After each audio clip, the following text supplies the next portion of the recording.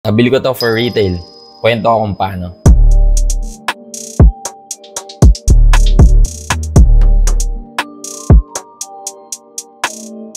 I-unbox ko muna yung Travis Scott. So same siya ng box. Kukunin ko pala muna yung box ng medium olive. So ito yung box ng velvet brown. Sale box. So with brown Nike branding here. Usual box ng Nike Jordan Travis Scott. So yan. So makita dito. Size 8.5. Air Jordan 1 Low OG SP. Dark Mocha Black Velvet Brown. So ito yung box ng velvet brown. Ito yung box ng medium olive. So halos parehas siya. So, parang iba lang yung kulay nitong medium olive. Parang mas white siya. Pero sobrang minimal lang yung difference. Lighting lang siguro yon. So ako na ang velvet brown. So same pink paper. Same din siya sa parang standard na siya ng Travis Scott. And then white paper, Travis Scott Dark Mocha Velvet Brown. Sobrang monochromatic siya. So kung titingnan mo sa malayo, hindi mo siya ma-appreciate. Pero kung titingnan mo siya ng close-up, makikita mo dito yung kapal nung Nike swoosh, ng backward shoes dito. And ito, leather. Makita na dito, itong outside panel niya, leather yung shoes niya. Pero dito sa loob, so ano rin siya, suede or nubuck material na ginamit dito. So meron din siyang free 2 sets of laces. So isang darker brown compared dun sa free, compared dun sa nakalagay na sa sapatos. And then, meron ditong pink laces. So, yan, standard din ng Travis. Shoe tray niya. And then, yun lang. So, yan, ito yung Travis Scott Velvet Brown. So, ngayon, i-compare ko ngayon siya sa medium olive. So, ito yung medium olive Travis Scott. Pareha silang size 8.5.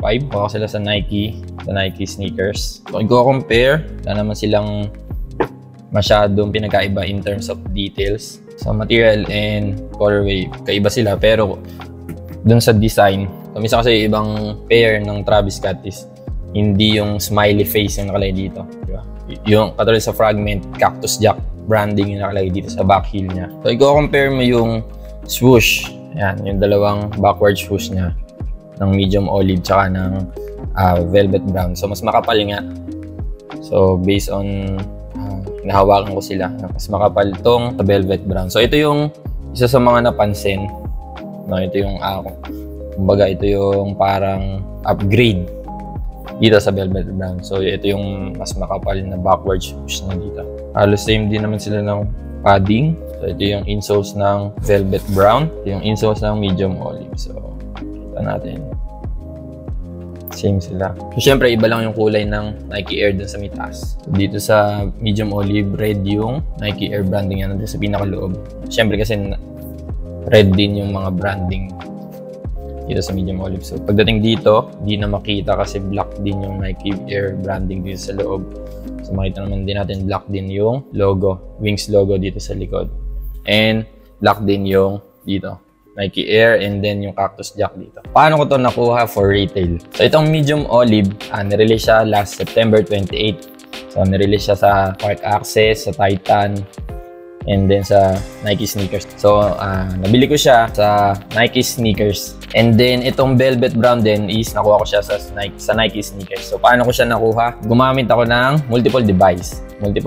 So meron akong isang computer, dalawang computer, isang laptop, dalawang phone. So, sa lahat ng yon, size 8.5 lahat yung pinili ko. So, sa dalawang release, hindi ako nakakuha dun sa Jumpman Jack na Dark Mocha, hindi. Pero same yung method na ginawa ko, pero hindi ako nakakuha dun. So, siguro mas limited lang yung stock niya.